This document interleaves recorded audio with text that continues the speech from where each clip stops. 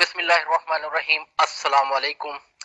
बिलियो मैं हाँ ਤੁਹਾਡਾ ਮੇਜ਼ਬਾਨ ਸਾਬਿਰ ਹੁਸੈਨ ਤੇ ਅਸੀਂ ਇਸ ਵੇਲੇ ਮੌਜੂਦ ਹੈ ਇਲਮ ਦੀ ਜੁਸਤਜੂ ਦੇ WhatsApp ਗਰੁੱਪ ਨੰਬਰ 1 ਤੇ 2 ਦੇ ਵਿੱਚ ਅਸੀਂ ਨੌ ਮੁਸਲਿਮ ਭਰਾਵਾਂ ਦੇ ਇੰਟਰਵਿਊ ਗੈਰ ਮੁਸਲਿਮ ਦੋਸਤਾਂ ਦੇ ਇਸਲਾਮ ਤੇ ਕੀਤੇ ਜਾਣ ਵਾਲੇ ਇਤਰਾਜ਼ਾਂ ਦੇ ਜਵਾਬ ਤੇ ਦੂਜੇ ਮਜ਼ਹਬ ਦੇ ਦੋਸਤਾਂ ਤੀਕਰ ਦੀਨ ਇਸਲਾਮ ਦਾ ਪੈਗਾਮ ਪਹੁੰਚਾਉਣ ਵਾਸਤੇ ਮਸਰੂਫੇ ਅਮਲ ਰਹਿੰਦੇ ਹਨ ਸਾਡੇ ਗੈਰ ਮੁਸਲਿਮ ਬੇਲੀ ਇਲਮ ਦੀ ਜੁਸਤਜੂ WhatsApp group Facebook page YouTube channel ਤੇ ਟਵਿੱਟਰ ਤੇ ਸਾਡੇ ਨਾਲ ਰਾਬਤਾ ਕਰਕੇ ਦੀਨ ਇਸਲਾਮ ਦੇ ਬਾਰੇ ਹਰ ਕਿਸਮ ਦੇ ਸਵਾਲ ਤੇ ਜਾਣਕਾਰੀ ਲੈ ਸਕਦੇ ਨੇ इल्म की जुस्तजू की बैठक अज साडे परौने ने जनाब मोहतरम अशफाक अहमद सिंधु साहब इन्हां दा ताल्लुक पाकिस्तान के शहर गुजरात नाल ते पिछले कई वरियां तो ये जर्मनी दे विच मुकीम ने मैं अपने भरा अशफाक अहमद नूं अपने इस प्लेटफार्म तो जी आयां नूं कहंदा वीर जी की हाल है तुहाडा जी वालेकुम सलाम वरहमतुल्लाहि वबरकातुह जी साबिर भाई अल्लाह पाक दा बड़ा एहसान शुक्र बस दुआवां दी दरखास्त ग्रुप दे सब मैंबरान नाले उन्हां नूं सलाम दुआ मेरे वल्लों जिहड़ा दुआवां दी ख्वाहिश है कि अल्लाह पाक सब नूं जिहड़ा मुजाहिदीन खत्मे नबूवत ना दुनिया और आखिरत दी कामयाबी अल्लाह पाक अता फरमान जी मैं बिल्कुल ठीक ठाक जी तुसी साबिर भाई सवाल करो मैं इंशाल्लाह तैयार हूँ जज़ाक साबिर भाई मैं बहुत मशकूर हाँ तुहाडा कि जिन्हां मैनूं इस इलम दी जस्तजू विच जिहड़ा इनवाइट कीता ते मैं भी अपनी ईमानदारी नाल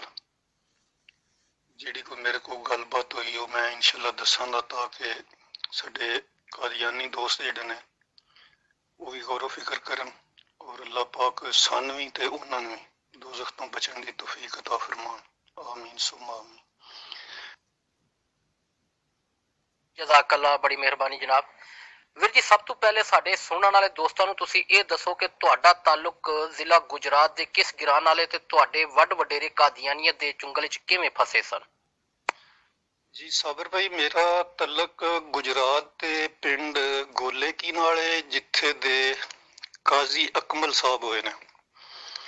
जिन्होंने वो नौज़बिल्ला बड़े खतरनाक शेर पढ़े सन मोहम्मद उतर आए हैं फिर हम में और बढ़कर हैं अपनी शाम में मोहम्मद जिसने देखने हूँ अकमल वो मिर्जा को देखे कादिया में वो पिंड मेरा गोले की ना है ते जेड़े काजी अकमल साहब सन ये साडे महल्ले दे ही रहने वाले सन कादियानीयत जिहड़ी है ओहदा इत्थे उदों पता लग्या जदों मिर्जा गुलाम अहमद ने दावा किया ना कि साडे जिहड़े दादे सन या उन्हां दी उमरे सन टब्बर बरादरी दे जिहड़े क्योंकि वो साडी महल्ले दी मस्जिद विच ही हुंदे सन इमाम ना इमाम मोहम्मद दीन उन्हां दा नाम सी उन्हां इन्हां ने वड्डियां ने कल्लिया कि पता कर उहदा दावा सही है या गलत है वो गया ते वो जाके आप ही बैत कर आया ना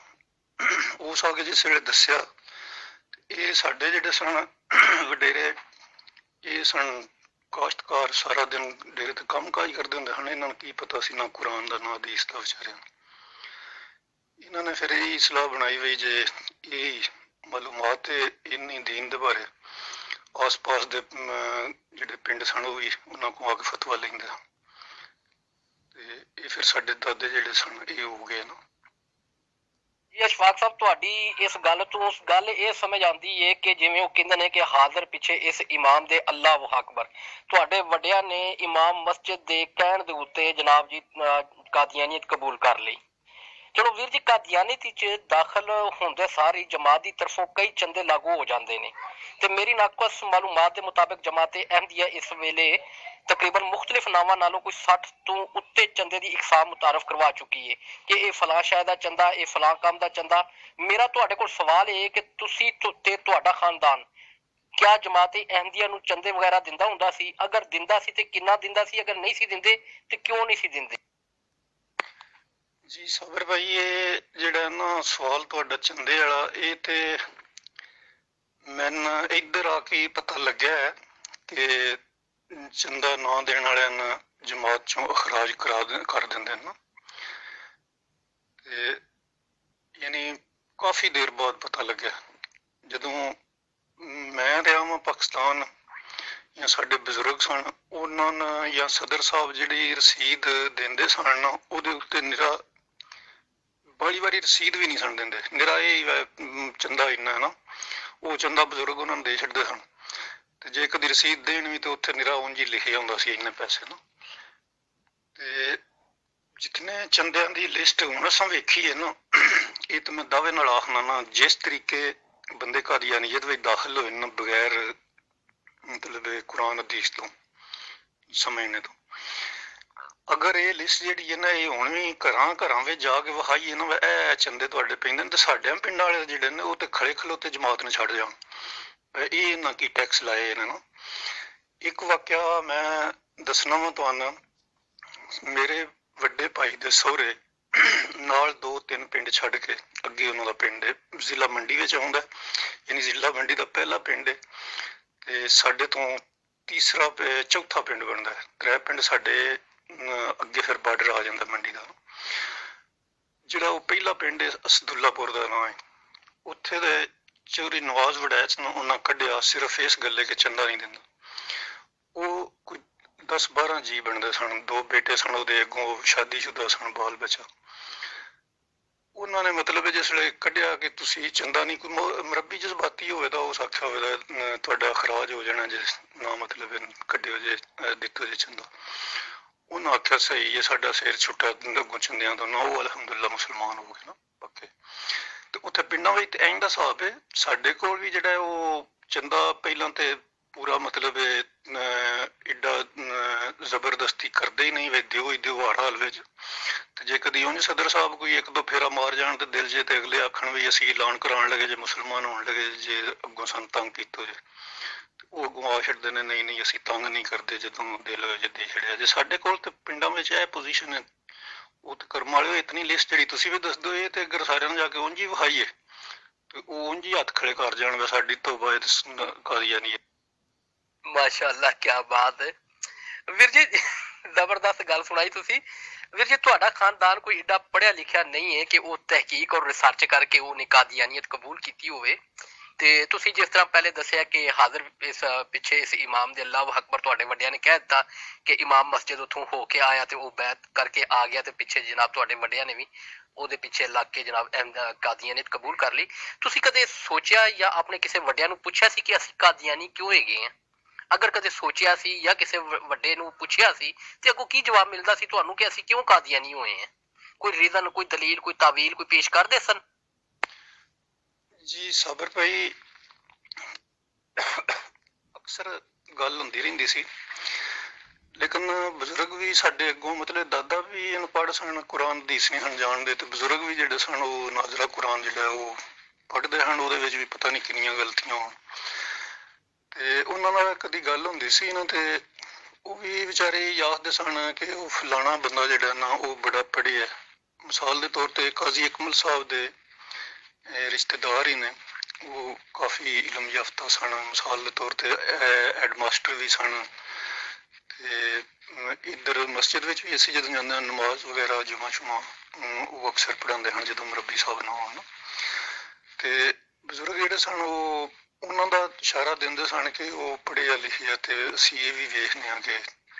ਪਹਿਲਾਂ ਤਾਂ ਦੱਸਦਾ ਹਨ ਵੀ ਬਾਪ ਦਾਦੇ ਦਾ ਦੀਨ ਹੈ ਤੇ ਉਹਦੇ ਤੇ ਮਤਲਬ ਮੈਂ ਵੀ ਆ ਰਿਹਾ, ਤੇ ਅੱਗੋਂ ਤੁਸੀਂ ਵੀ ਇਸ ਵਜ੍ਹਾ ਤੋਂ ਹੀ ਕਾਦੀਆਨੀ। ਤੇ ਫਿਰ ਉਹਨਾਂ ਨਾਲ ਆਖਣਾ ਉਹ ਪੜ੍ਹਿਆ ਲਿਖਿਆ ਤੇ ਇਸ ਵਜ੍ਹਾ ਤੋਂ ਮੈਂ ਆਖਣਾ ਜੇ ਅਗਰ ਇਹ ਝੂਠੇ ਹੁੰਦੇ ਤੇ ਉਹ ਇਸ ਦੀਨ ਤੇ ਨਹੀਂ ਸਨ ਹੋਣੇ ਨਾ। ਤੇ ਫਲਾਣਾ ਬੰਦਾ ਜਿਹੜਾ ਉਹ ਦੁਨੀਆਦਾਰ ਵੀ ਹੈ, ਉਹ ਇੰਨੇ ਮੁਲਕ ਵੀ ਫਿਰ ਕੇ ਆਇਆ ਹੈ ਤੇ ਉਹ ਵੀ ਇੱਧਰ ਹੈ। ਤੇ ਲੇਕਿਨ ਸਾਡੀ ਉਹ ਬਦਨਸੀਬੀ ਸੀ ਕਿ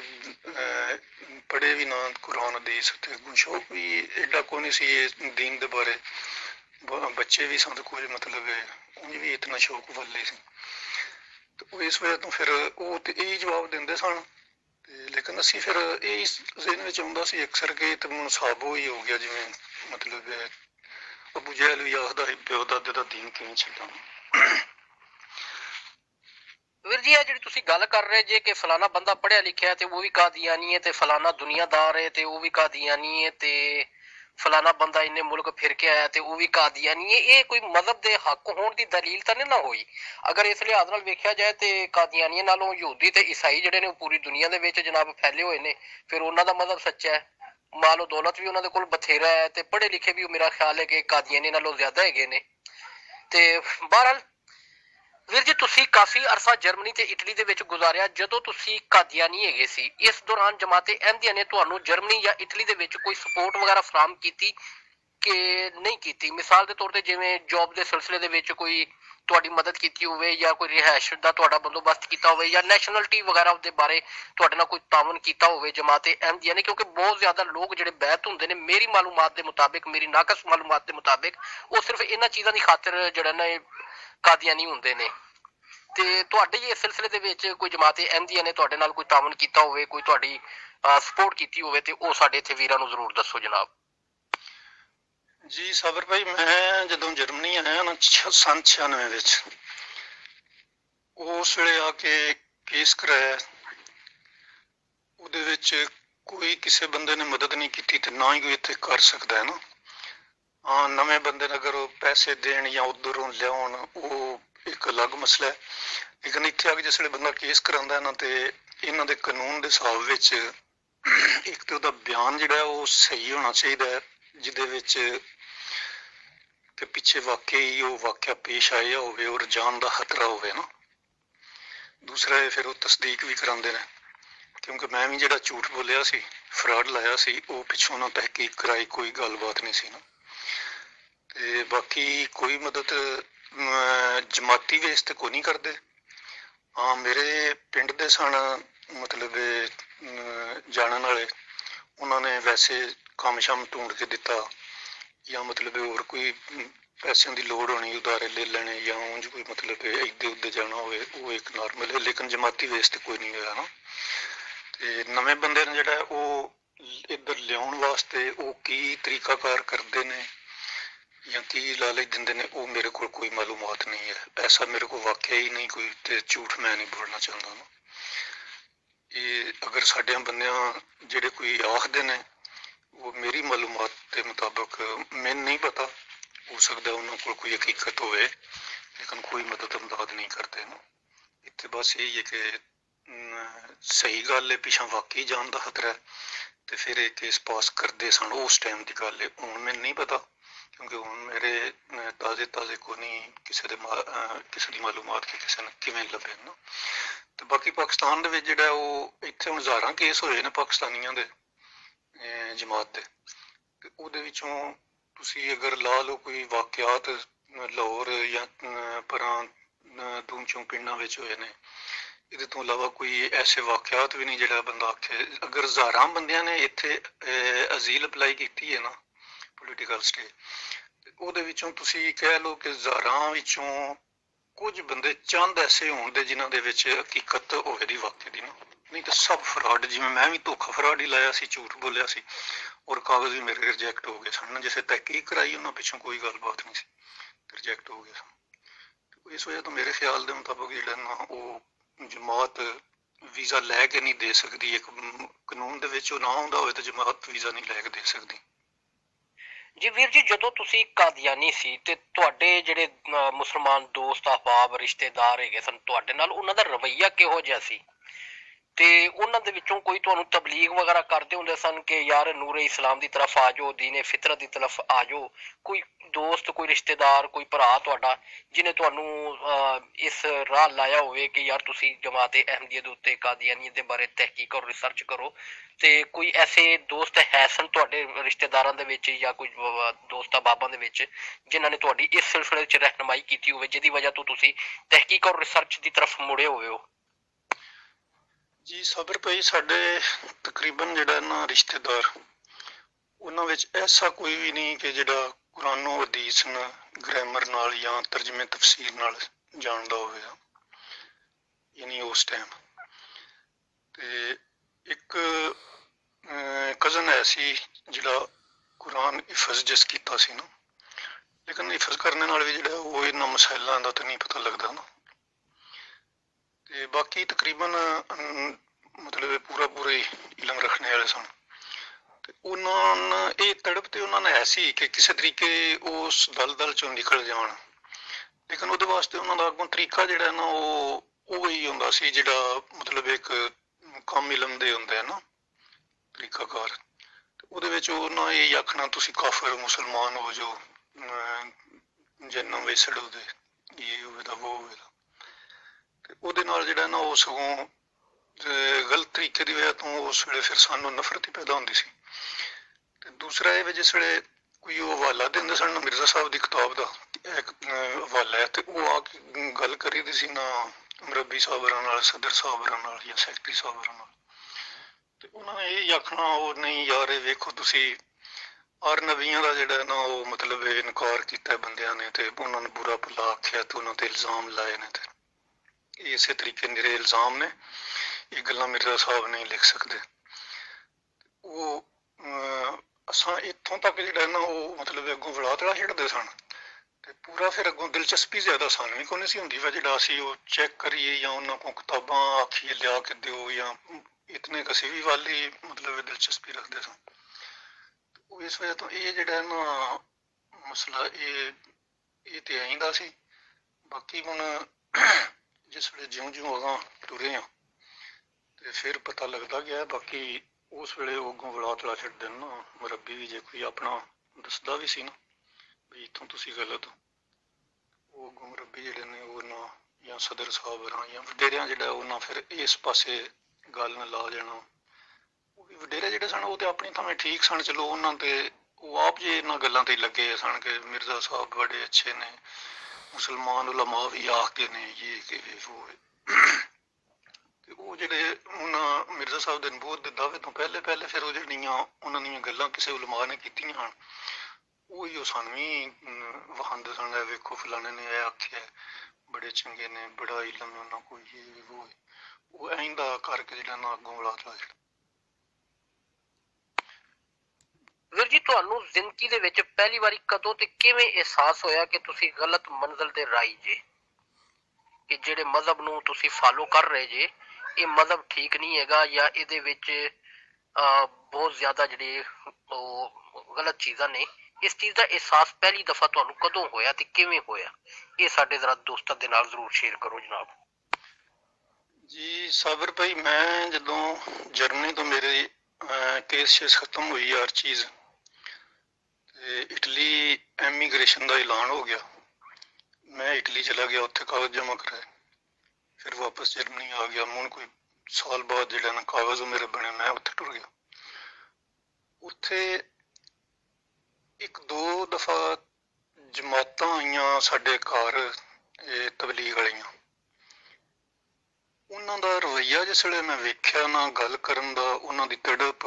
ਮਤਲਬ ਕਿ ਹਰ ਇਨਸਾਨ ਜਿਹੜਾ ਉਹ ਦੋਜ਼ਖ ਤੋਂ ਬਚਣ ਵਾਸਤੇ ਕੀ ਉਹ ਕਿਵੇਂ ਉਹ ਮਤਲਬ ਪੈਦਲ ਜਮਾਤਾਂ ਨਾਲ ਵੀ ਹੋ ਜਾਂਦੇ ਨੇ ਜਾਂ ਦੇਰ ਰਾਤੀ ਉਹ ਕੰਮ ਕਰਦੇ ਨੇ, ਜਾਂ ਗੱਲ ਦਾ ਉਹਨਾਂ ਦਾ ਅੰਦਾਜ਼ ਨਹੀਂ, ਉਹਨਾਂ ਕਿਸੇ ਦਾ ਗਿਲਾ ਨਹੀਂ ਗੁਜ਼ਾਰੀ। ਤੇ ਮੈਨੂੰ ਬਚਪਨ ਤੋਂ ਯਾਦ ਆਉਣਾ ਸ਼ੁਰੂ ਹੋ ਗਿਆ ਕਿ ਸਾਡੇ ਜਮਾਤੇ ਅਹਿਮਦੀਆ ਦੇ ਵਿੱਚ ਮਿਰਜ਼ਾ ਸਾਹਿਬ ਤੋਂ ਹੈ ਇੰਝ ਕਿ ਮੌਲਵੀ ਨੂੰ ਬਹੁਤ ਜ਼ਿਆਦਾ ਨਿਸ਼ਾਨਾ ਬਣਾਇਆ ਗਿਆ ਨਾ। ਇਸੇ ਤਰੀਕੇ ਇੱਥੇ ਜਮਾਤ ਦੇ ਵਿੱਚ ਸਾਨੂੰ ਇਹੀ ਸੁਣਨ ਲੱਭਦਾ ਸੀ ਨਾ, ਯਾਨੀ ਇਹ ਕਦੀ ਨਹੀਂ ਸੀ ਸੁਣਨ ਲੱਭਾ ਝੂਠ ਫਰਾਡ ਨਹੀਂ ਲਾਉਣਾ ਚਾਹੀਦਾ, ਕਿਸੇ ਨੂੰ ਮਤਲਬ ਧੋਖਾ ਨਹੀਂ ਦੇਣਾ ਚਾਹੀਦਾ, ਕਿਸੇ ਨਾਲ ਜ਼ੁਲਮ ਜ਼ਿਆਦਤੀ ਨਹੀਂ ਕਰਨੀ ਚਾਹੀਦੀ। ਜਿਤਨੀ ਵਾਰੀ ਇਹ ਸੁਣਨ ਲੱਭਦਾ ਸੀ ਮੌਲਵੀ ਤੋਂ ਬਚਣਾ, ਮੌਲਵੀ ਖਤਰਨਾਕ ਹੈ, ਮੌਲਵੀ ਇੰਝ ਹੈ, ਮੌਲਵੀ ਇਹ ਉਹ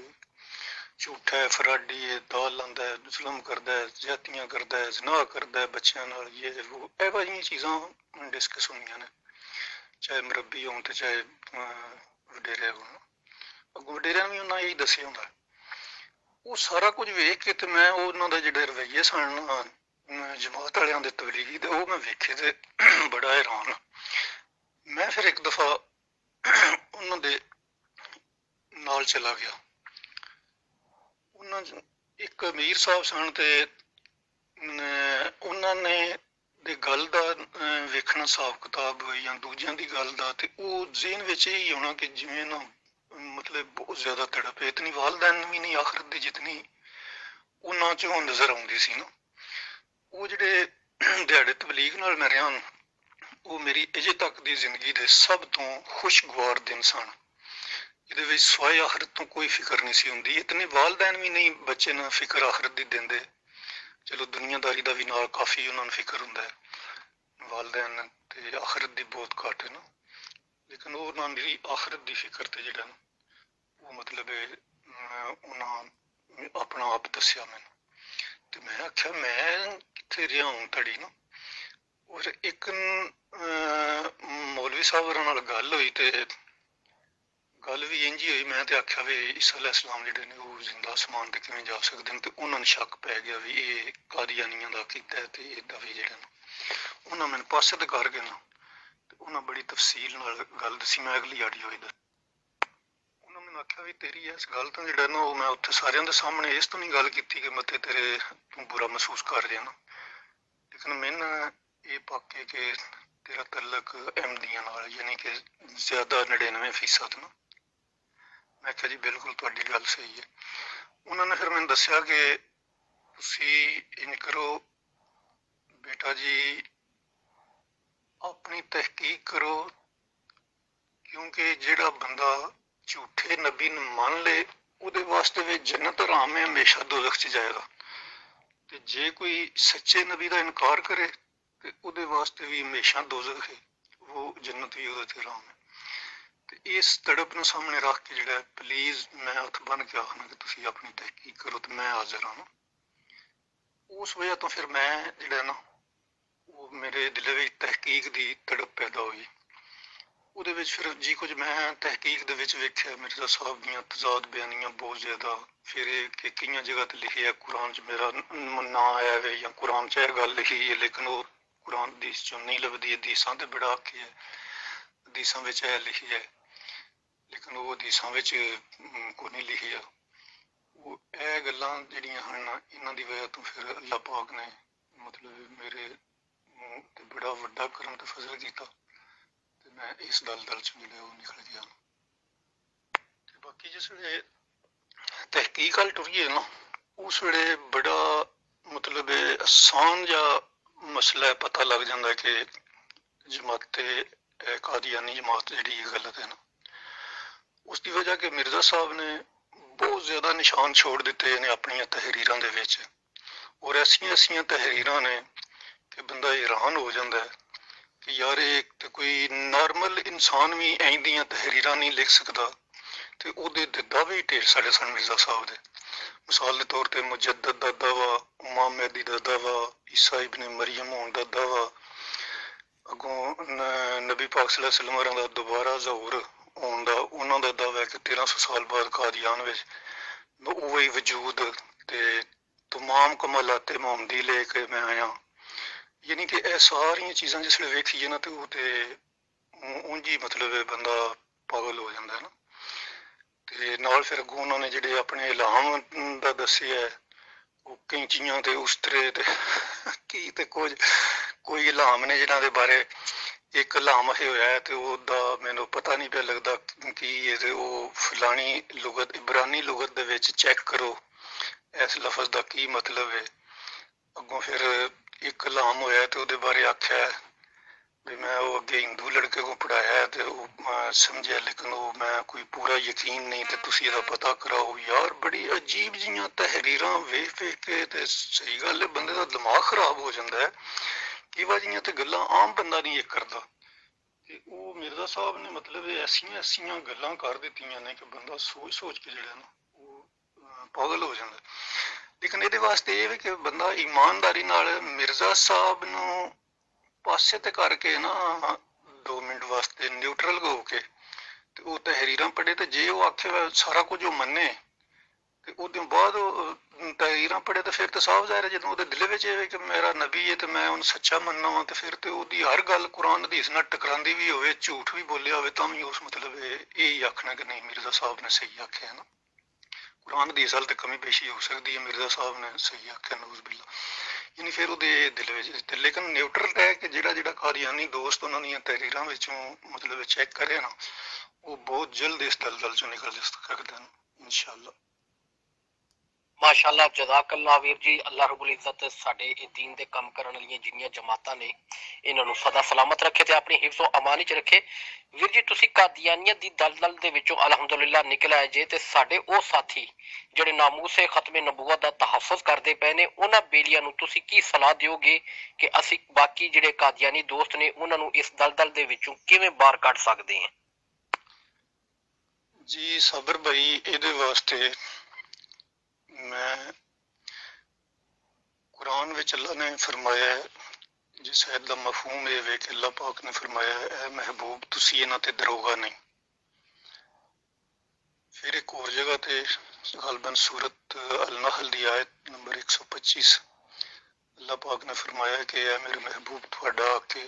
ਇਹਦਾ ਮਫਹੂਮ ਇਹ ਵੇ, ਐ ਮੇਰੇ ਮਹਿਬੂਬ ਤੁਹਾਡਾ ਹੱਕ ਇਹ ਵੇ ਕਿ ਪਿਆਰ ਇਖਲਾਕ ਨਾਲ ਹਕਮਤ ਅਮਲੀ ਨਾਲ ਗੱਲ ਪਹੁੰਚਾਓ ਨਾ, ਤੇ ਹਦਾਇਤ ਜਿਹੜੀ ਹੈ ਉਹ ਤੁਹਾਡੇ ਵਸੇ 'ਚ ਨਹੀਂ ਹੈ। ਮੈਂ ਇਹਨਾਂ ਚੀਜ਼ਾਂ ਨੂੰ ਸਾਹਮਣੇ ਰੱਖਦੇ ਹੋਇਆ ਮੈਂ ਆਪਣੇ ਸਾਰੇ ਭਾਈਆਂ ਅੱਗੇ ਗੁਜ਼ਾਰਿਸ਼ ਇਹ ਕਰਾਂਗਾ ਕਿ ਪਲੀਜ਼ ਆਪਣੇ ਪਿਆਰ ਇਖਲਾਕ ਨਾਲ ਜਿਤਨੀ ਮਾਲੂਮਾਤ ਦੇ ਸਕਦੇ ਹੋ, ਸ਼ੇਅਰ ਕਰ ਸਕਦੇ ਹੋ ਪੋਸਟ ਤੇ ਕਮੈਂਟਸ ਤੇ, ਉਹ ਪਿਆਰ ਇਖਲਾਕ ਨਾਲ ਆਪਣੇ ਇਲਮੀ ਦਲਾਇਲ ਜਿਹੜੇ ਨੇ ਉਹ ਪੇਸ਼ ਕਰਦੇ ਰਹੋ। ਕਿਸੇ ਤੱਕ ਅਗਰ ਤੁਸੀਂ ਪਹੁੰਚੇ ਕਾਦੀਆਨੀ ਤੱਕ ਤੇ ਉਹਦੇ ਨਾਲ ਜਾ ਕੇ ਤੁਹਾਡੇ ਪਿਆਰ ਇਖਲਾਕ ਨਾਲ ਜਿਹੜਾ ਉਹ ਹਕਮਤ ਅਮਲੀ ਨਾਲ ਗੱਲਬਾਤ ਜਿਹੜੀ ਹੈ ਉਹਦੇ ਨਾਲ ਕਰੋ। ਅਗਰ ਤੁਸੀਂ ਸੋਚ ਵੇਖਦੇ ਹੋ ਕਿ ਉਹ ਬੰਦਾ ਤੁਹਾਡੀ ਗੱਲ ਡਾਇਰੈਕਟ ਨਹੀਂ ਸੁਣਨ ਲੱਗਾ, ਤੁਸੀਂ ਇਹ ਪਲਾਨਿੰਗ ਸੋਚੋ, ਹਕਮਤ ਅਮਲੀ ਇਹ ਬਣਾਓ ਕਿ ਕਿਹੜੇ ਬੰਦੇ ਦੀ ਉਹ ਗੱਲ ਸੁਣੇਗਾ, ਉਹਦੀ ਰਾਹੀਂ ਟਾਈਮ ਲੈ ਕੇ ਉਹਦੇ ਨਾਲ ਮੁਲਾਕਾਤ ਕਰੋ। ਯਾਨੀ ਕਿ ਕੋਈ ਨਾ ਕੋਈ ਐਸੀ ਹਕਮਤ ਅਮਲੀ ਕਰਦੇ ਰਹੋ ਕਿ ਜਿਹਦੇ ਵਿੱਚ ਸਾਡੀ ਤੜਪ ਔਰ ਖੁਆਇਸ਼ ਇਹ ਹੋਵੇ ਕਿ ਕਿਸੇ ਤਰੀਕੇ ਉਹ ਦਲਦਲ ਚੋਂ ਨਿਕਲੇ। ਜਿਸ ਤਰੀਕੇ ਅਸੀਂ ਇਲੈਕਸ਼ਨ ਦੇ ਦੌਰਾਨ, ਹਾਲਾਂਕਿ ਸਾਨੂੰ ਪਤਾ ਵੀ ਹੁੰਦਾ ਹੈ ਕਿ ਇਹਨਾਂ ਪਾਰਟੀਆਂ ਨੇ ਕੱਲ੍ਹ ਨੂੰ ਧੋਖਾ ਦੇਣਾ ਔਰ ਅੱਗੇ ਕਈ ਵਾਰੀ ਦੇ ਚੁੱਕੀਆਂ ਹੁੰਦੀਆਂ ਨੇ, ਇਹਦੇ ਬਾਵਜੂਦ ਵੀ ਜਦੋਂ ਇਲੈਕਸ਼ਨ ਦਾ ਐਲਾਨ ਹੁੰਦਾ ਹੈ ਉਦੋਂ ਤੋਂ ਲੈ ਕੇ ਇਲੈਕਸ਼ਨ ਵੋਟ ਡਾਲਣੇ ਤੱਕ ਸਾਡੀ ਕੋਸ਼ਿਸ਼ ਹੁੰਦੀ ਹੈ ਕਿ ਇਹਨਾਂ ਪਾਰਟੀਆਂ ਵਾਸਤੇ ਅਸੀਂ ਜਿਹੜਾ ਨਾ ਕਿਸੇ ਵੀ ਤਰੀਕੇ ਅਸੀਂ ਮਤਲਬ ਵੋਟ ਹਾਸਲ ਕਰੀਏ ਨਾ। ਔਰ ਉਹਦੇ ਵਾਸਤੇ ਬਾਜ਼ ਦਫਾ ਇੰਜ ਦਾ ਹਿਸਾਬ ਵੀ ਵੇਖਿਆ ਹੈ ਕਿ ਫਲਾਣਾ ਬੰਦਾ ਜਿਹੜਾ ਹੈ ਉਹ ਪਿਆਰ ਨਹੀਂ ਮੰਨਦਾ, ਚਾਹੇ ਉਹ ਇੱਕ ਵੋਟ ਨੇ ਉਸ ਘਰੇ ਦੇ ਦੋ ਨੇ ਜਾਂ ਤਿੰਨ ਨੇ, ਉਹ ਨਹੀਂ ਵੀ ਮੰਨਦੇ। ਫਿਰ ਉਹਦੀ ਵਾਸਤੇ ਪਲਾਨਿੰਗ ਸਾਡੇ ਇਹ ਜੱਟ ਬਰਾਦਰੀ ਜਿਹੜੀ ਇਹ ਇੰਝ ਦੀ ਕਰਦੀ ਹੈ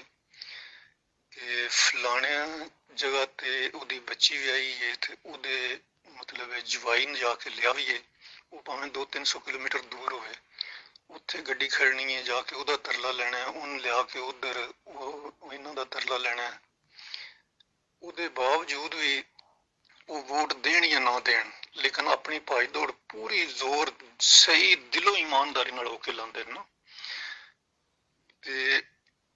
ਜਦੋਂ ਤੱਕ ਵੋਟ ਨਹੀਂ ਡਾਲਿਆ ਜਾਂਦਾ ਉਦੋਂ ਤੱਕ ਜਿਹੜਾ ਬੰਦਾ ਨਹੀਂ ਮੰਨਦਾ ਹੁੰਦਾ ਉਹਦੇ ਵਾਸਤੇ ਉਹ ਪੂਰਾ ਜਿਹੜਾ ਨਾ ਉਹ ਹਕਮਤ ਅਮਲੀ ਪਲਾਨਿੰਗ, ਪਿਆਰ ਇਖਲਾਕ, ਰਿੰਜਗੀ ਦਾ ਇਜ਼ਹਾਰ, ਹਰ ਚੀਜ਼ ਉਹ ਕਰਨੇ ਵਾਸਤੇ ਤਿਆਰ ਹੁੰਦੇ ਨੇ ਨਾ। ਤੇ ਮੇਰਾ ਜ਼ਮੀਰ ਇਹ ਮੰਨਦਾ ਕਿ ਅਗਰ ਅਸੀਂ ਇਸ ਹਿਸਾਬ ਨਾਲ ਕੰਮ ਕਰੀਏ ਖਤਮ ਨਬੂਵਤ ਦਾ, ਤੇ ਅੱਲਾ ਦੇ ਫਜ਼ਲੋ ਕਰਮ ਨਾਲ ਅਸੀਂ ਬਹੁਤ ਜ਼ਿਆਦਾ ਕਾਮਯਾਬੀ ਹਾਸਲ ਕਰ ਸਕਦੇ ਹਾਂ। ਲੇਕਿਨ ਇਸ ਕੰਮ ਵਾਸਤੇ ਸਬਰ ਭਾਈ ਜਿਹੜਾ ਨਾ ਉਹ ਦਿਲ ਵਿੱਚ ਤੜਪ ਪਹਿਲੇ ਸਭ ਤੋਂ ਪੈਦਾ ਹੋਵੇ ਤੇ ਫਿਰ ਇਹ ਕੰਮ ਹੁੰਦਾ ਹੈ ਨਾ। ਕਿਉਂਕਿ ਉਸ ਵੇਲੇ ਸਾਡੀ ਤੜਪ ਇਹ ਹੁੰਦੀ ਹੈ ਕਿ ਸਾਡੀ ਪਾਰਟੀ ਜਿੱਤੇ, ਸਹੀ ਦਿਲੇ ਤੜਪ ਹੁੰਦੀ ਹੈ ਨਾ, ਕਿਉਂਕਿ ਖੁਦ ਅਜ਼ਮਾ ਕੇ ਵੇਖਿਆ। ਅੱਛਾ, ਇਸ ਤਰੀਕੇ ਮੈਂ ਇੱਕ ਹੋਰ ਵਾਕਿਆ ਸੁਣਾਉਣਾ। ਮੇਰਾ ਛੋਟਾ ਭਾਈ ਸਪੇਨ ਹੁੰਦਾ ਸੀ ਤੇ ਰਹਿੰਦਾ ਵੀ ਅਕਸਰ ਮਰਬੀ ਸਾਬਰਾਂ ਨਾਲ ਸੀ। ਮੈਂ 3 ਸਾਲ ਉਹਦੇ ਨਾਲ ਇਟਲੀ ਤੋਂ ਟੈਲੀਫੋਨ ਤੇ ਟਰਾਈ ਕਰਦਿਆਂ ਰਹਿਣਾ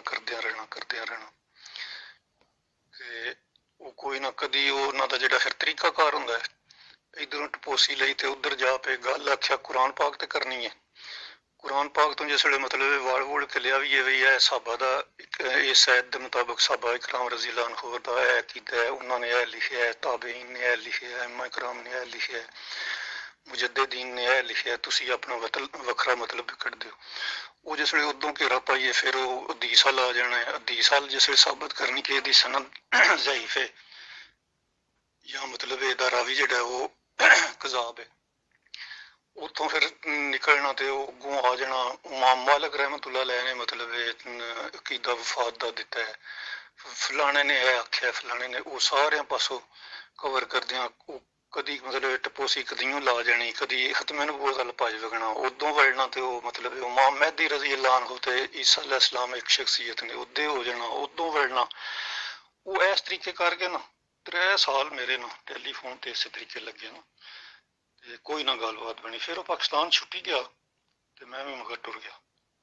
उत्थे जाके जिसले वो साडी फिर सही तफसील नाल गल हुई, मैं अगली एक दिन पाकिस्तान जिसले गए ना ते मैं ते अम्मी राम आख्या भी तेरी मेहरबानी है, तू जेड़ा ना मतलब वो छड्ड ना। उस आख्या गल ए दुनिया दा कोई काम भी जेड़ा ना वो तुसी आखो ते मैं करन तैयार हाँ, लेकिन मजहब दा ऐसा मसला है कि मैं नहीं छड्ड सकदा ना। मैं क्या बिल्कुल तेरी गल 100% सही है, लेकिन इसे ईमानदारी नाल गल तू बड़ी ईमानदारी नाल कीती है। बाकी सब कुछ छड्डाया जा सकदा लेकिन मजहब नहीं छड्डना चाहिए किसी ने। लेकिन इसे ईमानदारी उत्ते रहिंदियां ही तू इस गल्ले दी तसल्ली दे कि मैं तहकीक ईमानदारी नाल करांगा। उस आख्या जी मैं कसम नाल तहकीक ईमानदारी नाल करांगा। मैं आख्या सही है। उस तो बाद वाकई फिर उस तहकीक ईमानदारी नाल शुरू कर दी। जेड़ी चीज मैं देनी उस मतलब खड़नी उधर रब्बी साहब नाल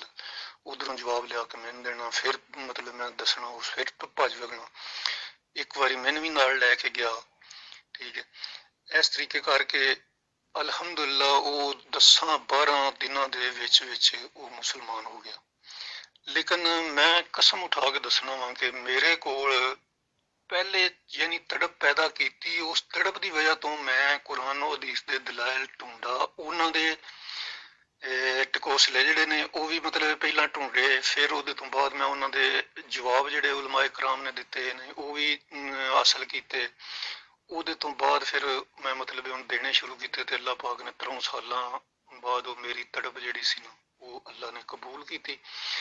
ते मकसद सिर्फ ये वे मेरा जितने भी खत्मे नबूवत दे मुजाहिदीन ने उन्होंने अगे सारे अगे मिन्नत है कि अगर तबलीग का काम करना चाहते हैं, असी कादियानियां उस दलदल चों निकालना चाहते हैं, तो सब तो पहले तड़प पैदा करिए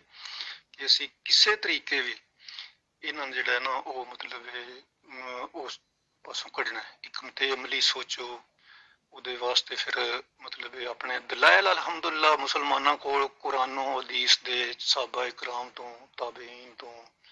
तबा ताबेईन तो आइमा इकराम तो मुजद्दिदीन तक 1300 साल मिर्जा साहब तो पहले सारे अलहमदुलिल्लाह मुसलमाना दे कोल ने ना। बिल्कुल किसी जगह तो भी उन्होंने कोल एक दलाइल नहीं, जेडे अकीदे साडे 3-4 मेन ने ना उन्होंने कोल एक दलाइल भी नहीं ना, किसी मुजद्दिद तक भी नहीं उन्होंने दलाइल आउंदा।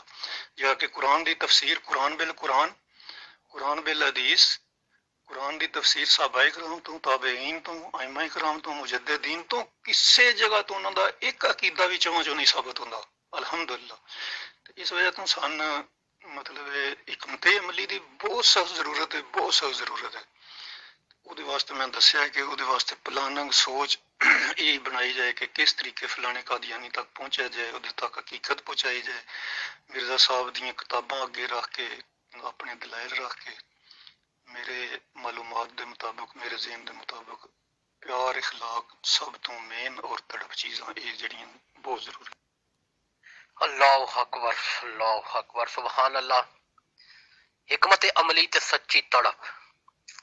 अशफाक भाई बड़ी सोहनी गल की, बड़ी सोहनी सलाह दी तुसी साडे दोस्तां नूं। अल्लाह रब्बुल इज्जत तुहानूं इस्तकामत नसीब फरमाए ते साडा सारे